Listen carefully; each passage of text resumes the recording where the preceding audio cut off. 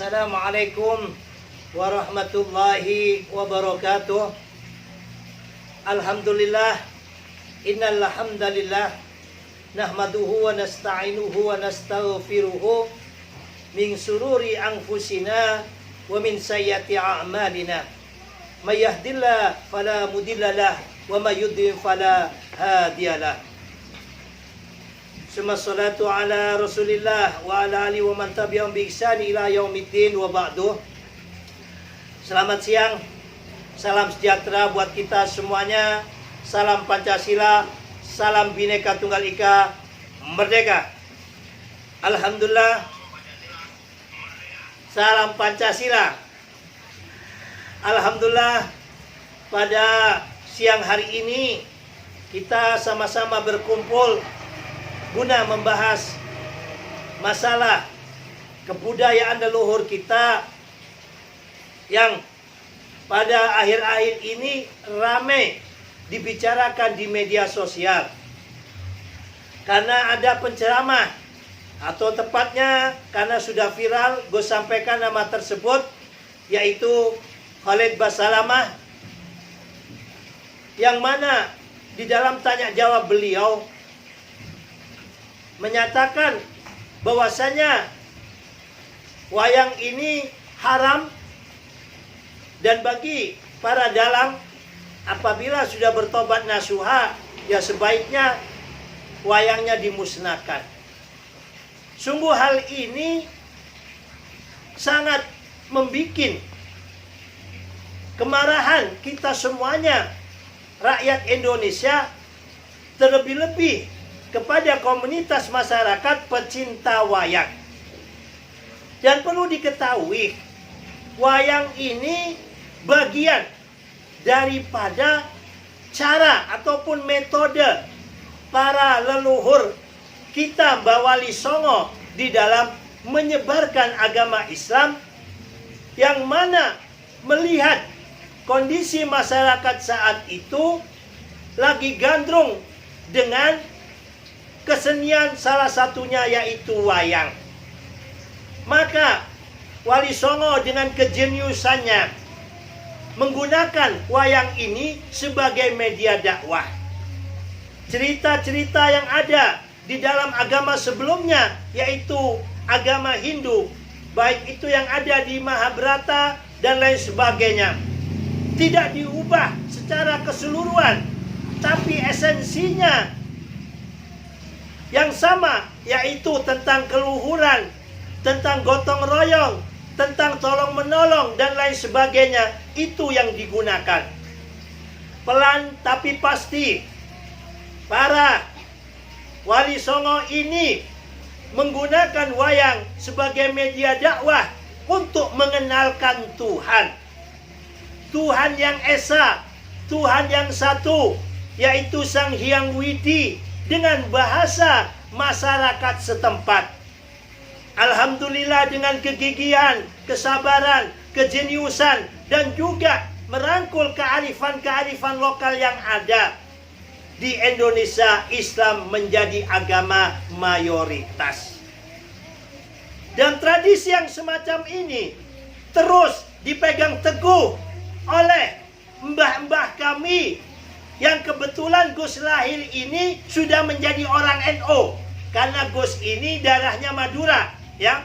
Kalau tanya di Madura ini terlebih-lebih kepada kiai yang di kampung, di gunung-gunung, kalau tanya agamanya apa? NU, bukan Islam, Mbak. Iya. Ini karena saking apa? Orang NU, orang Madura itu dengan NU nggak bisa dipisahkan. Nah, kembali kepada permasalahan kita. Sebenarnya kita tidak berhadapan saat ini dengan Ustadz Khalid Basalamah seorang. Akan tetapi kepada pemikiran ataupun madhab yang dianut oleh Khalid Basalamah ini, kita sama-sama tahu, mungkin Pak Adi Lobo juga ya, pemerhati budaya dan Pancasila ini, ingat tahun 2021 yang lalu ada seorang jenderal di Kostrad ini yang membuang ataupun memindahkan patung yang ada di Kostrad. Hal ini kenapa terjadi? Karena tersusupi pemikiran-pemikiran model apa? Model Salafi Wahabi ini.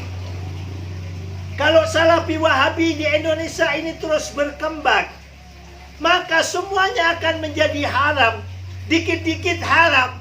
Haram kok dikit-dikit, kata teman-teman ini, ya.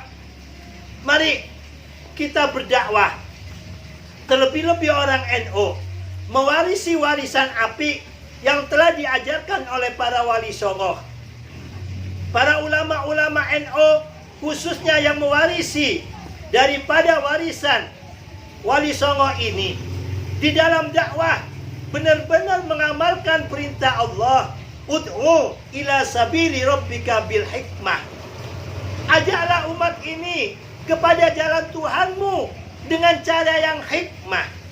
Hikmah ini artinya bukan hanya cara yang halus, bukan hanya cara yang lembut, tetapi memahami nilai-nilai kearifan lokal, sehingga di dalam dakwah ini merangkul, bukan memukul. Di dalam dakwah ini memberikan kesejukan, bukan keonaran. Di dalam dakwah ini memikul, bukan menjatuhkan. Inilah yang dilakukan oleh Mbah Wali Songo, termasuk dengan wayangnya. Di samping wayang, kita sama-sama ingat sampai detik ini bagaimana Mbah Sunan Kudus dengan kearifan dakwahnya berharap kepada para jamaahnya waktu Idul Korban tidak memotong sapi, padahal itu boleh. Kenapa ini dilakukan oleh Mbah Sunan Kudus? Karena masyarakat saat itu masih banyak yang mayoritas agama Hindu, dan sapi bagian daripada hewan yang dihormati di dalam agama Hindu. Mbah Sunan Kudus menganjurkan untuk di saat Idul Korban memotong hewan korban kambing atau kerbau. Dengan kearifan, dengan memahami kearifan lokal yang semacam inilah, sehingga dakwah Mbah Sunan Kudus bisa meluas bukan hanya di Demak saja, tetapi hampir di Jawa Tengah secara keseluruhan. Mari kita belajar apa yang telah disampaikan oleh Khalid Basalamah ini. Hendaklah ke depan para aparatur negara bisa memberikan langkah-langkah tegas kepada siapapun, baik itu penceramah beragama Islam ataupun non-Muslim, apabila menimbulkan suatu bentuk keonaran, ujaran kebencian, dan lain sejenisnya, hendaklah diambil tindakan tegas agar ada efek jerah. Apabila tidak, negeri kita akan dikit-dikit gaduh terus. Belum lama ini kita sama-sama digaduhkan dengan ulahnya Edi Mulyadi yang bikin kemarahan seluruh masyarakat apa? Masyarakat di Kalimantan. Kalau tidak setuju dengan IKN Nusantara, monggo, tapi jangan bawa-bawa masyarakat yang ada di Kalimantan sana. Belum itu usai, ada Ustadz yang dekat dengan Habib Ja'far ini ya, itu juga mengatakan bahwa Pak Karno ini adalah suka memenjarakan ulama sehingga bikin gaduh. Dan juga saat ini Khalid Basalamah, dan saat ini juga ada sekelompok orang meminta kepada Presiden Jokowi untuk turun, untuk mundur, dan mau menggantikan negara ini dengan khilafah.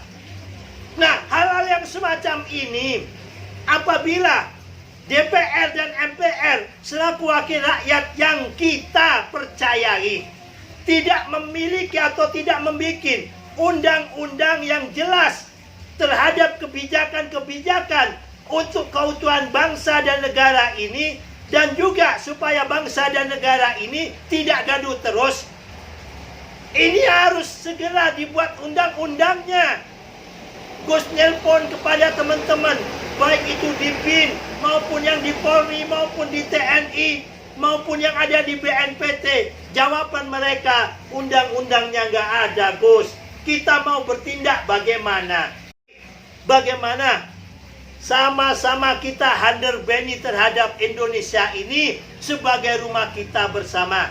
Mari ayo kita sama-sama sense belonging, turut memiliki kepada rumah besar Indonesia ini. Apabila kita punya sense belonging, maka kita sama-sama mau terus untuk merawat dan menjaganya. Untuk merawat dan menjaganya ini, karena ini negara, ada undang-undangnya. Mari kita menghimbau kepada DPR dan MPR yang ada. Ayo kita perkuat bangsa ini ya dengan undang-undang yang ada. Jangan sampai tergerus oleh rongrongan, baik itu ideologi, agama, ataupun hal-hal yang lain yang dari luar yang bisa merusak keutuhan NKRI yang Bhinneka Tunggal Ika ini. Demikian dari kami, salam Bhinneka Tunggal Ika. Sampai mati pun kita semuanya adalah Pancasila.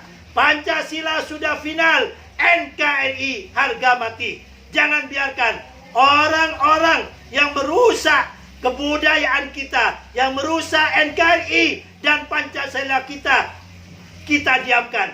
Kita harus menjadi garda terdepan untuk melawannya. Merdeka! Assalamualaikum warahmatullahi wabarakatuh.